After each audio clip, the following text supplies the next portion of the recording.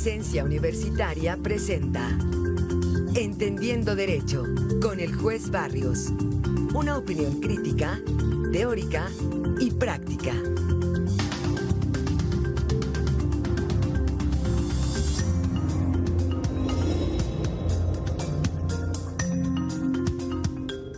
Son las 7 de la mañana ya con 35 minutos. Y como cada semana, como cada jueves, tenemos hoy en vivo la participación del juez Barrios aquí en su espacio de Presencia Universitaria.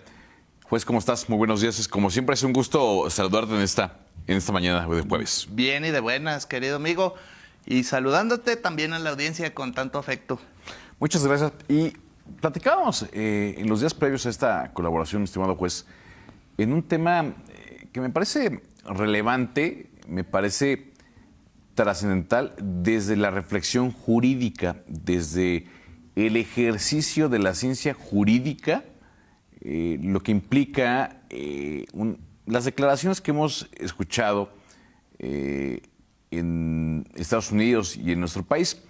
Y todo comienza, le decía yo a la audiencia al inicio de esta semana, con una declaración del abogado defensor de este presunto delincuente, Ovidio Guzmán López, quien, bueno, en una comparecencia ante los medios de comunicación en Estados Unidos, se aventura, por llamarlo de alguna forma, con declaraciones controvertidas, por llamarlas de alguna forma, en lo que se refiere a la relación de México con el narcotráfico. Hoy también se actualiza esta reflexión de lo que veíamos y escuchábamos con Donald Trump el día de ayer. Pero si te parece, para darle un contexto a la audiencia, mi estimado juez, vamos a volver a ver y escuchar lo que señalaba el abogado defensor de Ovidio Guzmán. El abogado defensor en este juicio seguido en contra de él en una corte en Chicago, donde se le acusaba de diversos delitos, entre ellos, pues bueno, la conspiración para el tráfico de drogas, el narcotráfico, lavado de dinero. Si te parece, vamos a ver y escuchar para la audiencia, para que la audiencia pueda entender el contexto de lo que vamos a platicar. Veamos.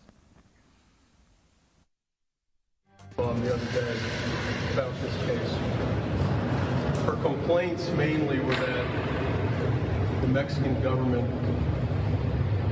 were not involved in the plea negotiations between my client and the American government. You know, the idea that, I guess what she was asking for was that a properly extradited defendant from Mexico to the United States, that the Mexican government should be involved in the American legal process and be part of the negotiations. In addition, she felt that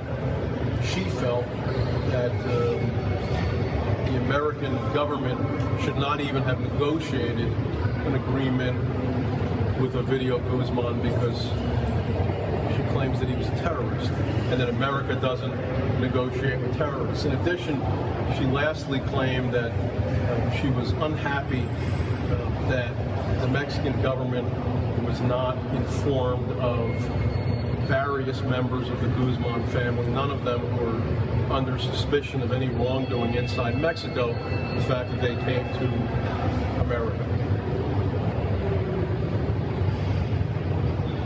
Far be it from me to defend the American government.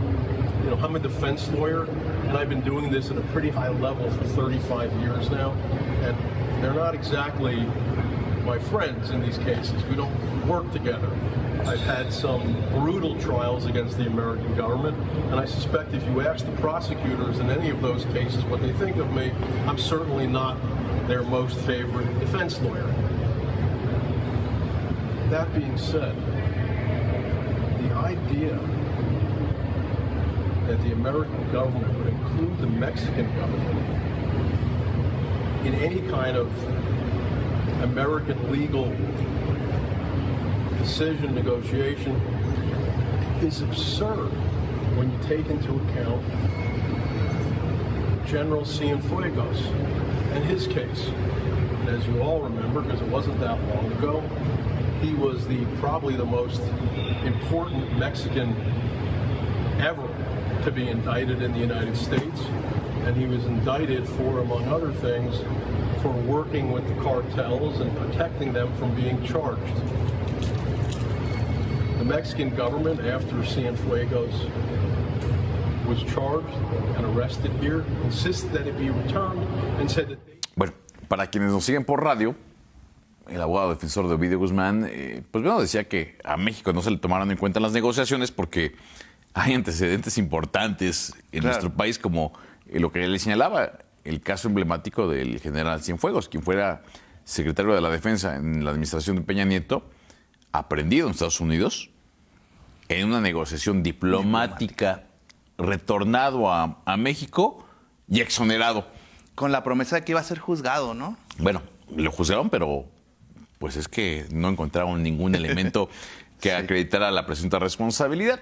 Justo. Y esta declaración le duele al gobierno federal, evidentemente en un tema político, y vamos a ver y escuchar lo que señalaba la presidenta Claudia Sheinbaum, que es lo que da origen justamente a la reflexión de esta mañana. Vamos a ver y escuchar lo que decía la presidenta en esta semana. Vamos a presentar una demanda por difamación aquí en México, porque no se puede dejar pasar a través de la Consejería Jurídica. Y tercero, ya el contenido de lo que dijo, pues debe de, no en relación a mi persona, porque no vale la pena entrar a eso, sino en relación a lo que dijo sobre el caso Cienfuegos y otros temas. Va a presentar una demanda por difamación la presidenta de nuestro país en contra de este abogado.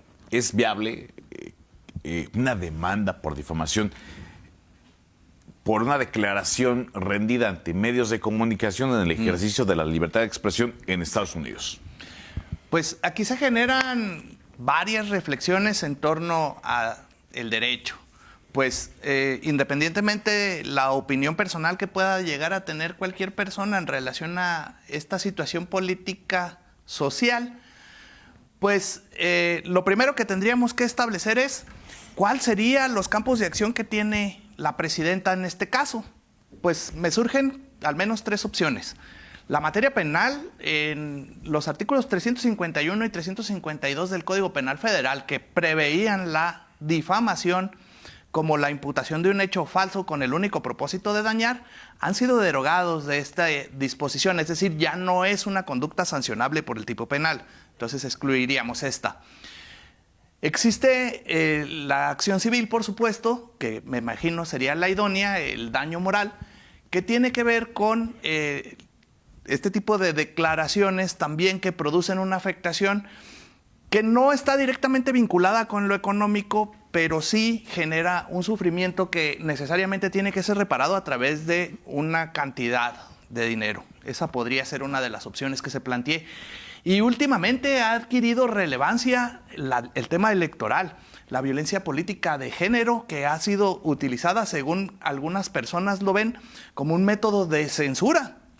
¿Por qué? Porque a través de este tipo de acciones, por ejemplo, el caso emblemático que se ha hecho famoso de la diputada Dato Protegido, que fue objeto de este tipo de procedimientos y se sancionó a una persona por la emisión de opiniones que debía hacer publicaciones en Twitter durante un mes, todos los días, pidiendo disculpas. También lo hemos visto en otro tipo de acciones, como la gobernadora de Campeche, que también ha producido un efecto que muchos tildan de censura. Creo que este no sería el caso porque el efecto no es un tema electoral propiamente, pero sí me parece oportuno ponerlo sobre la mesa como que es una de las posibilidades que tiene la presidenta. Bueno, suponiendo que fuera una acción civil, aquí me surge otra duda, que sería la competencia. ¿Cómo va a surtirse la competencia de los tribunales si debe de ser un tribunal mexicano o un tribunal estadounidense el que conozca de esta controversia? Para eso hay que analizar los diferentes códigos que prevén estas acciones en un país y en otro. Hay principios que datan desde Roma que determinan la competencia. Locuciones latinas como el locus lex regina actum y lex loci celebrationi tienen que ver con en dónde se produjo un hecho y las consecuencias jurídicas que emanan de él para determinar cuál va a ser el tribunal que competente, conozca del asunto. Creo que aquí la nacionalidad de la víctima, el lugar en donde produjo los efectos, independientemente de donde se haga la declaración, pues es en México donde se difunde y donde produce los efectos directos, sí podría dotar de competencia a un tribunal mexicano para el conocimiento de este asunto. Entonces, otra de las cosas que me llaman la atención desde el punto de vista jurídico sería si este tema puede ser calificado como un asunto de naturaleza oficial o es estrictamente personal en relación con la protección a la reputación y al honor de la presidenta como persona. ¿Por qué? Porque, y justo lo escuchábamos en su declaración, comisionó a la Consejería Jurídica para que se encargara de este asunto. La Consejería Jurídica es el representante jurídico de la presidencia y asesor también de la Administración Pública Federal. En temas del ejercicio del gobierno. Completamente oficiales, amigo. No podría establecerse que una situación que le causa un daño personal podría ser canalizada por esta vía, porque se estaría desbordando lo que es la competencia de esta O incluso área. desviando recursos públicos para un fin personal. Si fuera una acción civil que tendría que ser reparada mediante una cantidad de dinero, pues estaríamos pensando que es una afectación a la persona que tiene la investidura de presidenta, pero no con el carácter de presidenta. Entonces, esos son los tópicos que me llaman la atención. Otro, lo que ha dicho la Corte en relación con la confrontación, que no es nueva, entre los derechos que hay de la libre expresión de las ideas, consagrado en los artículos 6 y 7 constitucionales, versus estos derechos de la personalidad, que están inmiscuidos con la protección de la reputación y el honor. Cuando se colisionan estos derechos, ya lo hemos dicho en otras ocasiones, el ejercicio que se realiza es la ponderación. No para excluir un derecho o extinguirlo y dejar al otro vigente, sino para preferir, en el caso particular, cuál de los derechos tiene mayor entidad. La primera sala del máximo tribunal del país ha hecho varios estudios relacionados con este tema. Y a la conclusión que ha llegado es que cuando la libertad de expresión está relacionado con un tema de interés público, en relación con el servicio público precisamente, su análisis debe de ser reforzado. Y por tanto, el derecho a la protección del honor no puede estar por encima de en todos los casos, salvo que se observe algo que la Corte denominó como el estándar de malicia. ¿Qué significa esto? Básicamente ver que la declaración fue realizada con el único propósito de difamar o perjudicar la imagen de la persona. También hay que distinguir dos cosas, lo que es noticia y lo que es opinión personal. Y al estar inmiscuidos estos dos hechos, al momento de resolver deberá ponderarse que está por encima, en este caso particular, el derecho a la reputación y el honor de la presidenta por las afirmaciones que se realizan, o bien el derecho a opinar o a emitir una noticia relacionada directamente con el servicio público y con aspectos fácticos que la realidad de las cosas es que sí ocurrieron. La connotación histórica o social que llegue a tener eso puede tener matices diferentes dependiendo si es una opinión o una noticia.